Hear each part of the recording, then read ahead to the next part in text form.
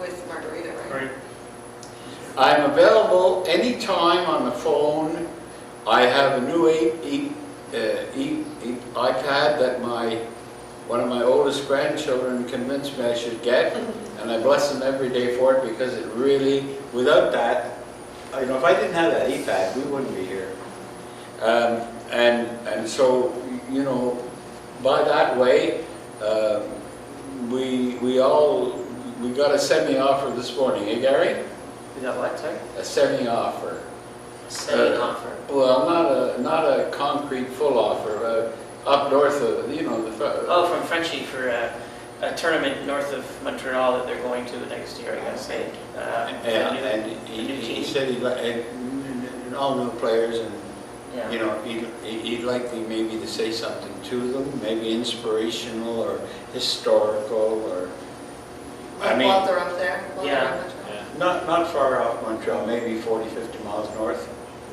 And of course up there, Laval now, the new junior farm team for the Canadians is going to be located in a brand new rink in Laval, seats about 10,000. So there will be great hockey interest on the island of Laval. And you know, as long as I'm in fair shape, you know, I'll gladly accept it. And you know, I have a little trouble sometimes with my knee or my feet, but sometimes they're excellent. And, you know, as long as my head is okay, I can put up with my feet. I'm a little slower in the morning, a little slower walking, but hey, when I see some of the guys much younger than I that can't remember yesterday, then, you know, that's a problem. What time is it? Whoa, 20 past 1. So our plan is to go back to Trenton tonight, and then on to Montreal tomorrow. So, I mean, I'm at your beck and call. So it's up, you're holding the deck. You know what is in your cards. So, and don't be shy if you say, look, I've heard enough, listening to you. We're gone. That's fine. I was a referee for 8 years. I've been, I'll finish with this unless you have something else. When I was refereeing and I also umpired fastball, probably outside of the Bombing Beach League that used to be here, I would say the Snowden Fastball League was the second, or very close to Bombing Beach, as the best fastball league in Canada. And I umpired in that for 8 years, from 52 to 60. And then in 60, at the tender age of 32, I got polio. And it affected my left leg, and it still does, and to a degree that's why I'm a little impeded. But my oldest brother's friend, I did tell this story to some, so excuse me, but his name is Andy Fraser, and he was at times a hard-drinking Scotsman. And he and my brother Alf, my oldest brother, past Doug, were having a beer or something, and he says, you know, you're rather Howard. And excuse the language, I don't usually use it, but he said, I don't think he'd cheat anybody. He's talking about baseball, balls and strikes. But he said, I think he's goddamn blind. Well, I said to my brother Alf, I said, that's a great compliment. I can't help my physical disabilities, but I can help my truth by, I wouldn't cheat anybody. I said, tell Andy, when he's in better shape, that that's a compliment. So you can call me anything you want. I'll give you another example, because I've heard it all. And it depends on, you see, it's not me. When a person insults you, it's a demon behind them that's doing the insulting. Otherwise, if a person was happy in their own head, they wouldn't be insulting people. So we're up in Owen Sound, playing for Toronto Marlboros after the St. Mike's year. And up in Owen Sound, it's a farm town. The game starts specifically at 9 o'clock to let all the farmers come in after milking, do their shopping, and then come to the hockey game. And the rink isn't worth coming to. It's a barn. But,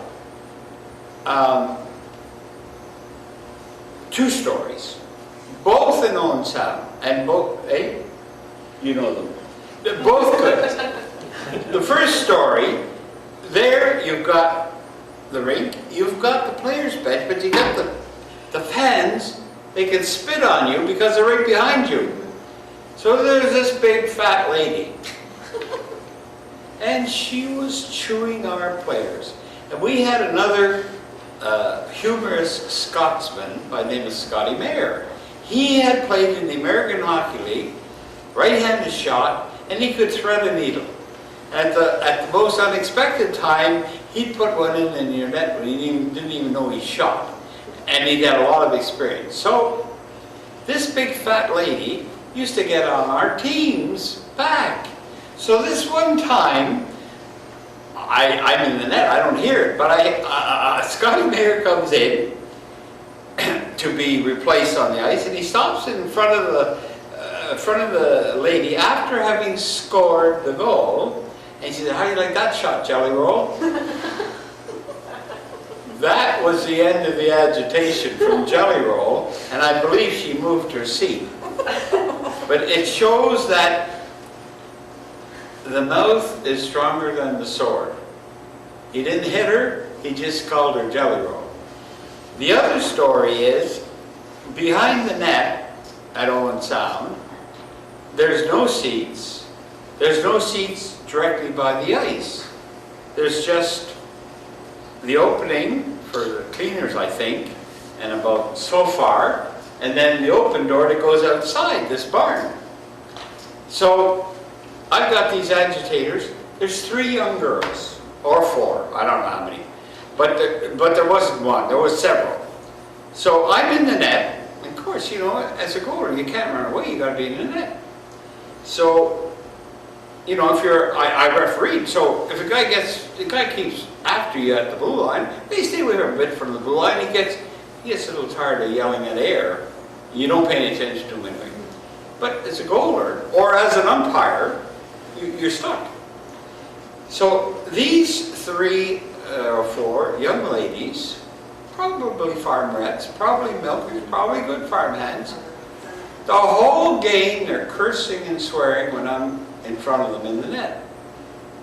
So we have a referee that I know quite well in the OHA called Bill Morrison. He later refereed a bit in the NHL, but he wasn't a mental tough guy to do it. So the play comes down our end, and we have a face-off on our corner. I said, "Bill, time out." Well, he doesn't know what's going on.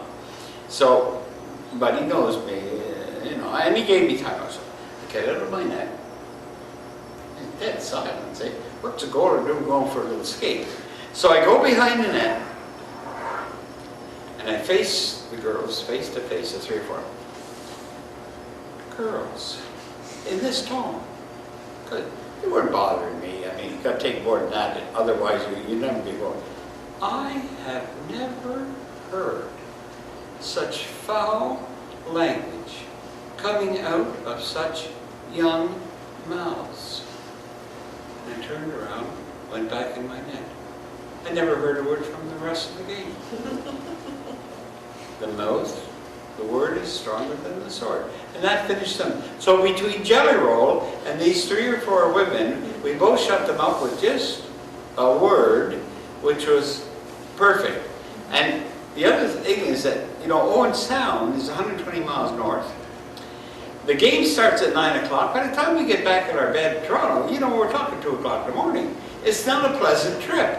And to have to put up with Jelly Roll and these foul talk, it's not a pleasant trip.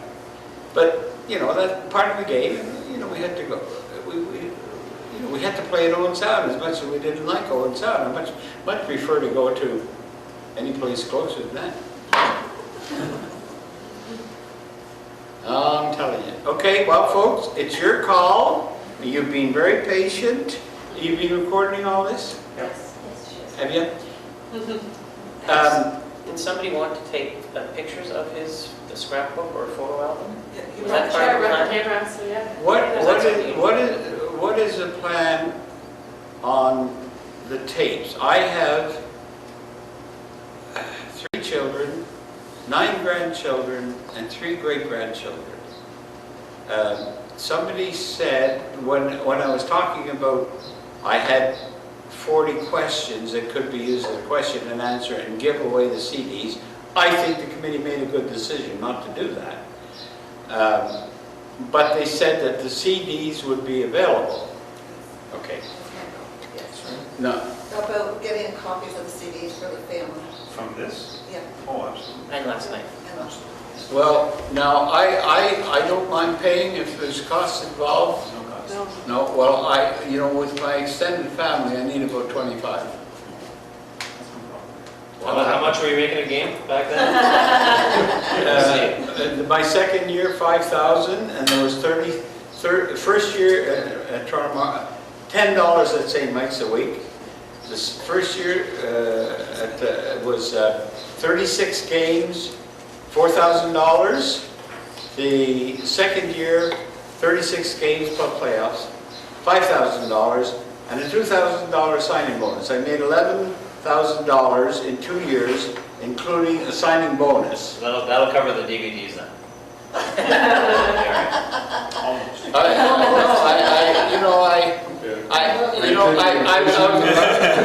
I was business manager at a small private school. I'm very conscious. You know the difference between cheap and frugality? Do you know? No, you don't have to know. I just want to. No, yeah. Nobody knows? No. Remember, cheap is cheap. You know, a millionaire won't spend $1 for a stick of gum.